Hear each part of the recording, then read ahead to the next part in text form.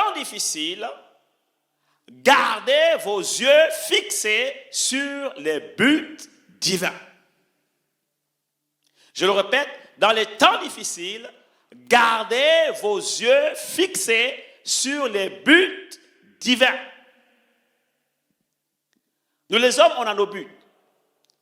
On a nos objectifs. Mais Dieu aussi a ses buts. Il a ses objectifs. Et lorsque les temps changent, les événements mutent, on peut être perturbé et on peut être troublé par rapport à nos buts humains, par rapport à nos objectifs humains. Et j'imagine aujourd'hui, par exemple, dans ce contexte où tout a changé et a muté il y a quelques jours seulement, la panique au niveau économique, les opérateurs économiques sont complètement déstabilisés, les curseurs sont en train de bouger et les gens sont paniqués, ils sont obligés de tout faire pour se réadapter et parce qu'ils voient que leurs objectifs vont également changer avec le cours de l'histoire qui change. Et nous également, en tant qu'être humain ou chrétien, il peut arriver qu'on soit tenté d'être influencé par tout ce qui se passe autour de nous et puis commencer à revoir nos objectifs, à revoir nos buts, parce qu'effectivement nos buts, les buts humains, les objectifs humains sont soumis aux aléas du climat social, économique, de la météo, de l'actualité. Parce que l'homme, en réalité, ne connaît pas tout. Il n'est pas Dieu. Donc, il a des objectifs, il a des buts à atteindre par rapport à sa vie personnelle, par rapport à son avenir, par rapport à ses études pour les jeunes, par rapport à son entreprise pour les opérateurs économiques, par rapport à ses investissements pour les hommes d'affaires, par rapport à ses finances pour ceux qui sont en train de faire des placements en bourse ou encore ailleurs. Et donc, finalement, quand il y a des crises comme celle-là, les objectifs changent et ils sont paniqués, ils ne savent pas où mettre la tête. Pourquoi? Parce qu'ils mènent une vie fixée par des objectifs humains pour atteindre des buts humains. Mais dans ces temps difficiles, la Bible déclare que ceux qui se confient en l'Éternel, my God, ils renouvellent leur force, ils prennent le vol comme l'aigle, ils ne se lassent point et ne se fatiguent point. Ça veut dire que, quelles que soient les circonstances, tu vas toujours voler plus haut. Toujours plus haut. Tu sauras avec Dieu toujours comment tirer ton épingle du jeu. Mais le secret n'est pas de se laisser emporter par la météo de la terre, mais c'est d'être connecté à l'actualité céleste, à la fréquence du Saint-Esprit, pour que même quand tout bouge autour de toi, tu restes imperturbable, tu restes stable, tu restes ferme, inébranlable. Parce que tu sais qui tu es et tu sais où tu vas. Et surtout, tu sais en qui tu as cru. Quelqu'un ici acclame le Seigneur. Quelqu'un ici acclame le Seigneur. Alléluia. Alléluia. C'est pour ça que j'aimerais aujourd'hui vous entretenir sur cette thématique qui est très très importante, que le Saint-Esprit a imprimée sur mon cœur. Dans les temps difficiles, gardez vos yeux fixés sur les buts divins, sur les objectifs divins. La liste ne serait pas exhaustive, mais j'aimerais vous égrener quelques objectifs divins que le Seigneur a bien voulu imprimer sur mon cœur, qui constituent, je pense, à mon avis, la priorité pour les temps que nous vivons. Venez avec moi dans le livre de Philippiens, chapitre 3, verset 10. Philippiens, chapitre 3, verset 10. C'est l'apôtre Paul qui le dit. Il dit, « Mon but est de le connaître. » De connaître Christ, lui, la communion de ses souffrances et la puissance de sa résurrection. Alléluia. Mon but est de le connaître, lui, Christ, la communion de ses souffrances et la puissance de sa résurrection. C'est pour cela qu'à l'introduction de mon message, j'ai eu à cœur, poussé par l'Esprit, de chanter ce cantique ou ces deux cantiques successivement qui nous rappellent le sacrifice de la croix, les souffrances de Christ à la croix. Bien-aimés, parce que le sacrifice de la croix nous révèle la grandeur de l'amour de Dieu. C'est la plus grande preuve d'amour que Dieu ait manifesté envers l'humanité en donnant son Fils unique. La Bible déclare, car Dieu a tant aimé le monde qu'il a donné son Fils unique, afin que quiconque croit en lui ne périsse point, mais qu'il ait la vie éternelle. C'est la plus grande preuve d'amour. Bien sûr, aujourd'hui, on peut, à travers ce qu'on peut vivre, comme bienfait, comme bénédiction que nous recevons de la part de Dieu, comme grâce au quotidien, mesurer aussi la grandeur, l'amour de Dieu à travers tout ce que nous pouvons posséder, l'exaucement de nos prières, etc. Mais avant que Dieu ne te donne du travail, avant qu'il ne te donne une femme, avant qu'il te donne un mari, avant qu'il te donne des enfants, avant qu'il te donne une bonne situation, un statut, avant toutes ces choses qu'on appelle aujourd'hui des bénédictions ou des biens matériels, etc. et tout, avant toutes ces choses qui peuvent également constituer des preuves de l'amour de Dieu pour nous aujourd'hui, Dieu nous a d'abord manifesté la plus grande preuve d'amour en donnant son Fils à la croix, Jésus-Christ.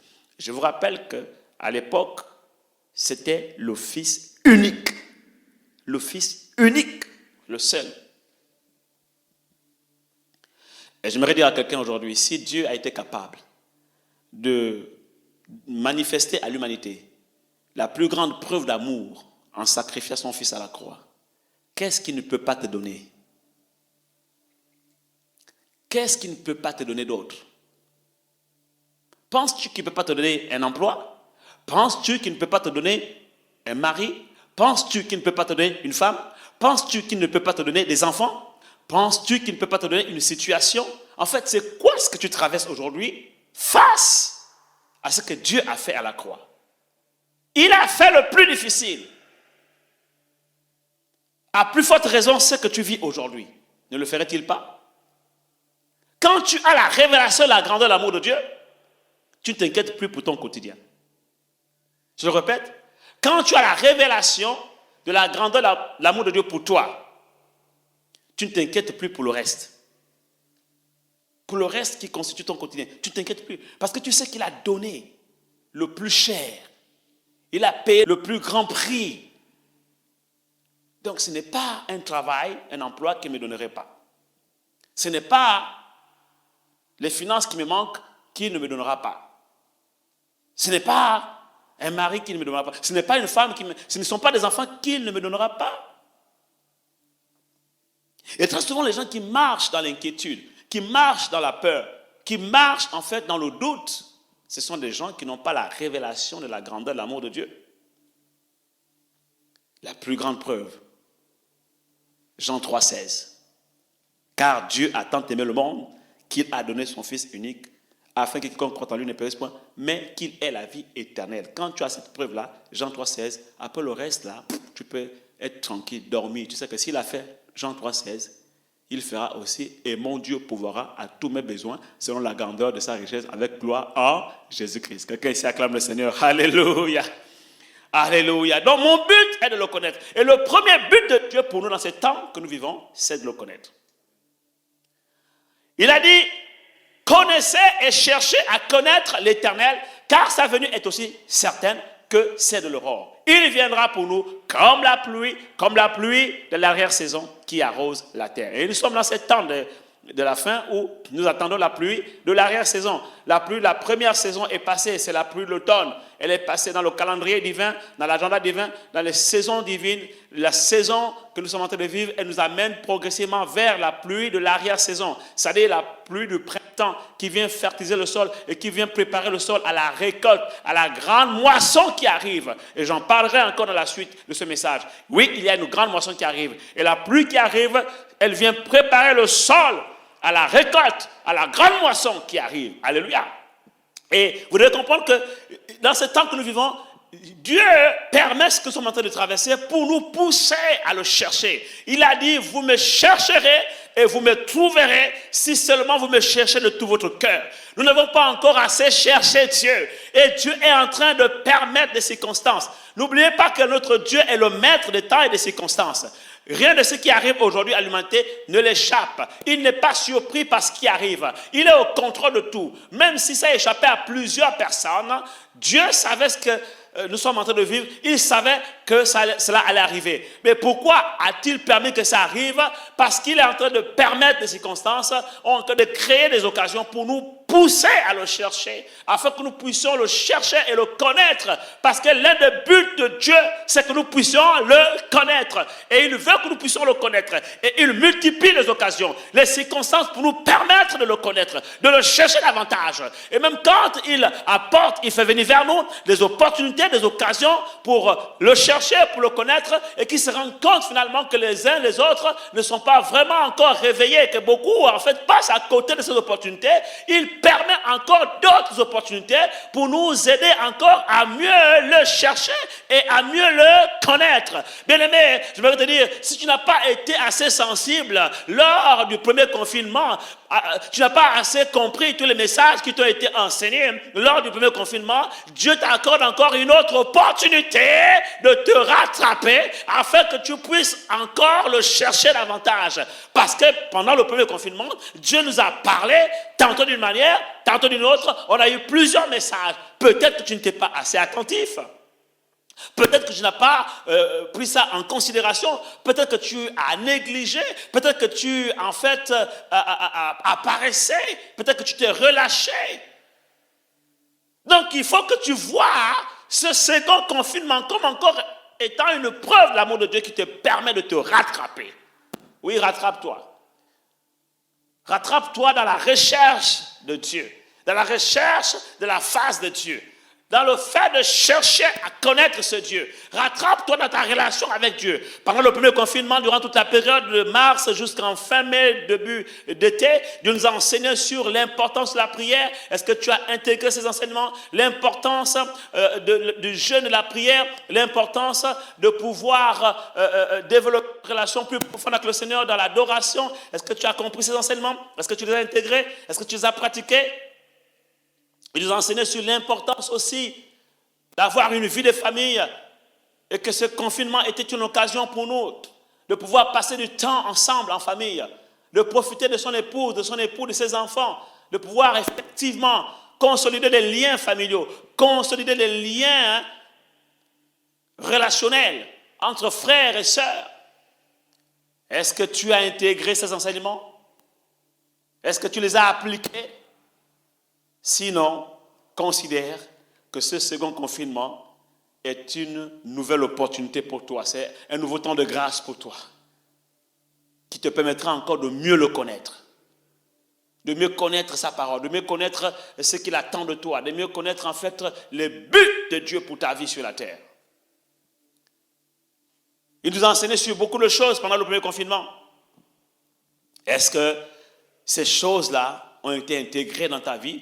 Si, alors aujourd'hui, normalement, tu dois être à un niveau de connaissance de Dieu plus élevé. Si oui, alors aujourd'hui, tu dois être certainement à un niveau de connaissance de Dieu qui t'amène à mieux discerner les temps que nous sommes en train de vivre et à mieux les comprendre. Ça suppose qu'en fait, tu as intégré tous les enseignements qu'on a eus pendant le premier confinement et aujourd'hui, tu as grandi en maturité, tu as progressé et tu es maintenant comme un fils d'Issachar. Tu sais discerner les temps et les signes des temps.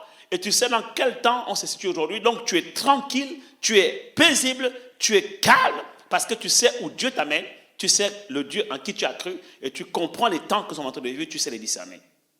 Sinon, considère que Dieu te donne encore l'occasion de te ressaisir, de te rattraper pour mieux le connaître. Connaître Christ, la puissance de sa résurrection, la communion de ses souffrances. Le deuxième but que Dieu vise en permettant des temps difficiles, c'est que nous puissions accéder à un autre niveau de révélation. Proverbe chapitre 29, verset 18. Quand il n'y a pas de révélation, le peuple est sans frein, le peuple est dans la crainte, le peuple est dans la panique, le peuple est dans la peur. Pourquoi? Parce qu'il manque de révélation. Pendant le premier confinement, le Seigneur nous a enseigné sur l'importance de ne point céder à la peur. On a appris et réappris ce psaume 91. Celui qui demeure sous l'abri du Très-Haut repose à l'ombre du Tout-Puissant. Je dis à l'Éternel, tu es mon rocher, mon appui, ma forteresse, mon bouclier, mon étendard, celui en qui j'ai placé ma foi. Que m'il tombe à mon côté, 10 000 à ma gauche, à ma droite, je ne serai point atteint. La terreur, la peste et ses ravages ne s'approcheront point de ma tente. Tout ça, on a appris. Et aujourd'hui, quand tu fais un bilan de ta foi. Où en es-tu avec cette réalité? Si tu es fondé et enraciné dans la foi, alors tu es serein pour aborder avec beaucoup de confiance, beaucoup de calme, de tranquillité et de sérénité cette nouvelle vague, ce nouveau confinement. Mais par contre, si tu es encore paniqué, ça veut dire que tu as oublié les enseignements qui t'ont été donnés lors du premier confinement. Alors Dieu te donne encore une seconde opportunité d'accéder à un nouveau niveau de révélation de qui il est. Les temps que nous vivons sont favorables à une autre dimension de révélation. Révélation de la connaissance de la parole de Dieu, révélation de la personne de Dieu, révélation du Saint-Esprit, révélation des mystères cachés de Christ en Christ dans sa parole. C'est un temps où nous devons grandir dans la révélation. Parce que voyez-vous, la révélation est progressive. Quelqu'un dit que la révélation est progressive. La révélation est progressive. Nous connaissons en partie, nous prophétisons en partie, et donc très souvent, Dieu ne nous montre pas tout par. Il nous montre et nous révèle sa volonté par séquence. Parce que nous ne sommes pas Dieu. Lui seul est Dieu et il connaît tout à l'avance.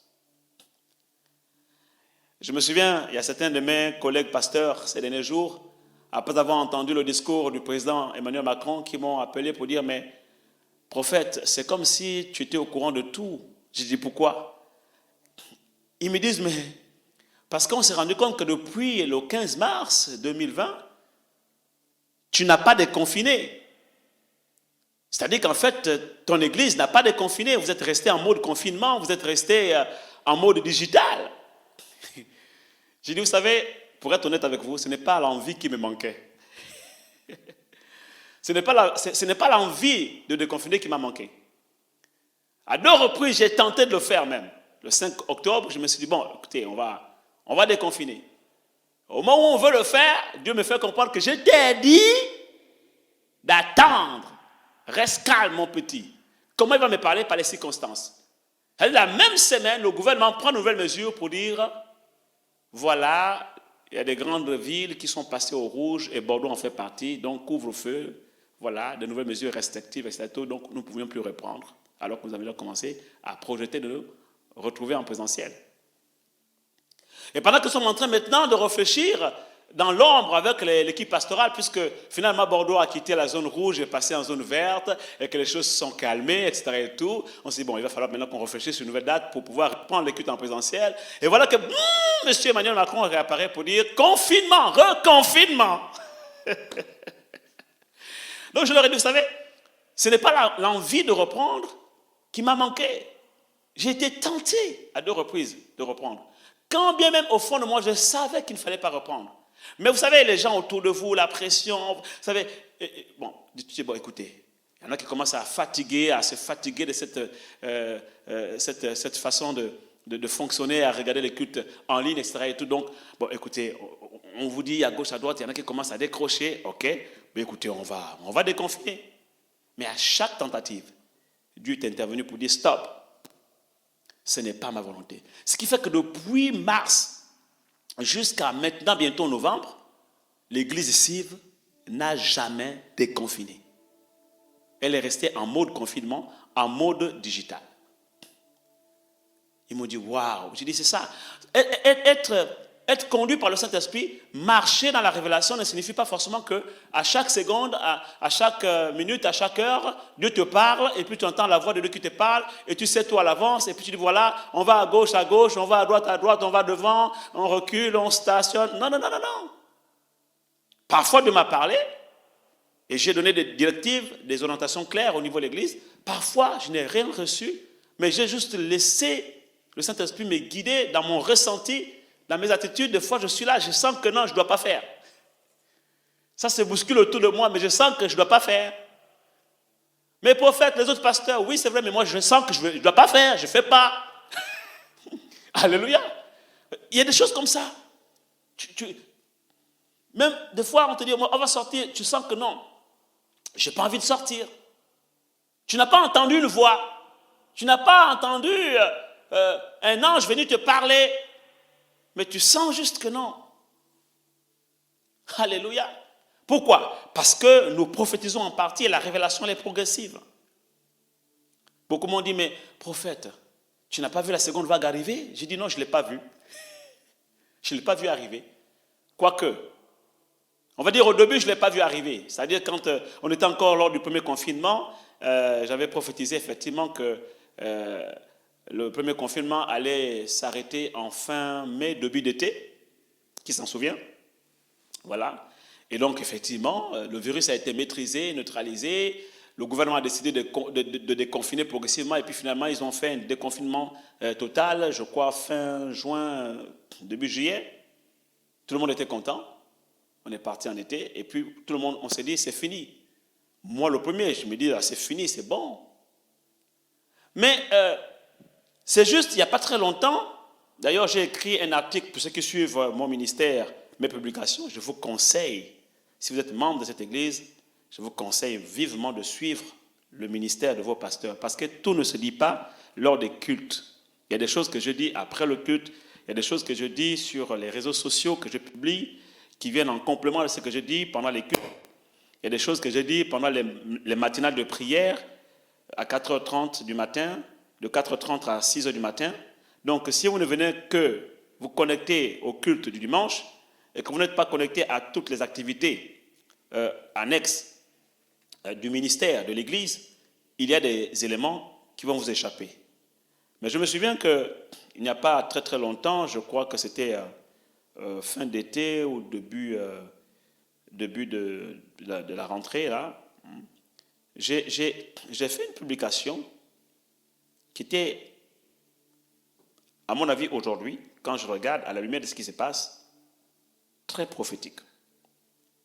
Donc je l'ai publié sur, vous savez, moi, il y en a qui disent que j'ai beaucoup de Facebook, c'est vrai. Il faut faire la différence entre les comptes et les pages. Hein, voilà. OK. Alors, j'ai fait une publication, je vais la retrouver assez rapidement, où je disais que la priorité pour l'Église aujourd'hui ne doit pas être de déconfiner. Hein? Quelqu'un doit s'en souvenir. Hein? OK. La priorité ne doit pas être de déconfiner. Ça ne doit pas être le déconfinement la priorité. Mais que nous devons en fait travailler sur les priorités, les buts de Dieu. Je paraphrase, mais je vais y arriver. OK, je vais trouver la publication. OK. Et que nous devons être préparés à toute éventualité. Et j'ai précisé, même à une seconde vague. Même à une seconde vague. Je retrouvais la publication. C'est une publication que j'ai faite sur le compte Facebook Sosten Pasteur Mabwadi, publiée le 10 août 2020. Le 10 août 2020. C'est-à-dire que 2 mois avant ce que nous sommes en train de vivre aujourd'hui. J'ai écrit ceci. La réouverture des lieux de culte ne doit pas être une priorité. En d'autres termes, le déconfinement des lieux de culte. La réouverture des lieux de culte ne doit pas être une priorité, mais une conséquence d'un réel travail spirituel et intellectuel en amont. Nous devons être préparés et équipés à affronter les défis futurs, même une autre vague du Covid. C'est juste, même moi-même j'avais oublié ça. C'est juste aujourd'hui que le Saint-Esprit m'a ramené à ça. Je me dis, ah mais c'est vrai en plus. Parce que souvent quand je me disais, mais prophète, la seconde vague, je ne l'ai pas vue. Hein. Je disais, oui mais c'est vrai, je ne l'ai pas vue. Mais Saint-Esprit me dit, mais si, tu ne t'es pas rendu compte. Mais c'est vrai, finalement. Dieu parlait déjà depuis le 10 août. Parce que moi, j'étais resté focalisé sur la première vague. Pour moi, c'était ça. Et quand ça devait passer, après, c'était terminé. Pourquoi? Parce que la révélation est progressive. Et parfois, Dieu nous amène étape par étape. D'ailleurs, j'ai même repris un des serviteurs de Dieu qui échangeait avec moi il n'y a pas longtemps dans la semaine. Je lui dis, mais il faut faire attention parce qu'il disait, et c'est vrai, lui, il m'a envoyé ce qu'il avait reçu depuis le mois de mars. Lui, par contre, Dieu l'avait parlé vraiment sur toutes les étapes. Il avait eu la révélation par rapport à la première vague, il a également eu la révélation par rapport à la seconde vague. Et puis bon, il m'a dit, voilà, j'ai dit, ah, c'est très bien, gloire à Dieu. Il m'a dit, oh, tu sais, quand je lisais ses écrits, il a dit, voilà, certains soi-disant prophètes ont prophétisé la première vague et on dit qu'il n'y aura pas de seconde vague. J'ai dit, mon frère, sois calmos et sois humble. La révélation est progressive. Et Dieu, parfois, il révèle les choses en partie. Nous prophétisons en partie. Les autres ont peut-être vu la première vague. Et toi, tu as vu les deux vagues. Mais ne t'en glorifie pas. Tu ne sais pas s'il y aura une troisième vague. Tu ne l'as pas dit.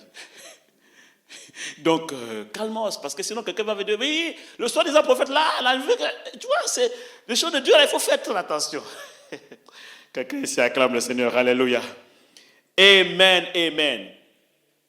Et parlant donc de ces vagues, il faut savoir qu'en fait, il y a des vraies vagues.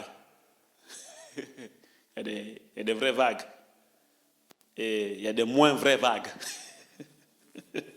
On va dire ça comme ça. Mais mon but n'est pas ici de vous parler de si c'est une vraie vague ou pas une vraie vague. Tout le monde aujourd'hui, sans être prophète, sait que bon, la seconde vague là, elle est très discutable. Mon but ici, c'est de vous parler des objectifs divins dans ces temps que nous vivons. Et de pouvoir aligner notre vie à ces objectifs divins. Une chose est de vivre un contexte difficile de crise. Une autre est de savoir comment se comporter. Qu'est-ce que Dieu attend de nous? C'est de ça que je vous parle en d'autres termes. La première chose, cherchez à connaître Dieu. Ce sont des temps où nous devons réellement grandir dans la connaissance de Dieu, parce que l'apôtre Paul dit clairement que son but, et ça doit être le nôtre, est de le connaître, lui Christ, la communion de ses souffrances et la puissance de sa résurrection. Dieu permet ce genre de temps pour que nous puissions encore mieux le connaître. Et ça doit être pour nous également l'un des buts à nous fixer dans notre vie, l'un des buts divins dans notre vie, c'est de connaître Dieu, encore mieux le connaître. À chaque situation, contexte de ce genre, Dieu nous donne l'opportunité de mieux encore le connaître.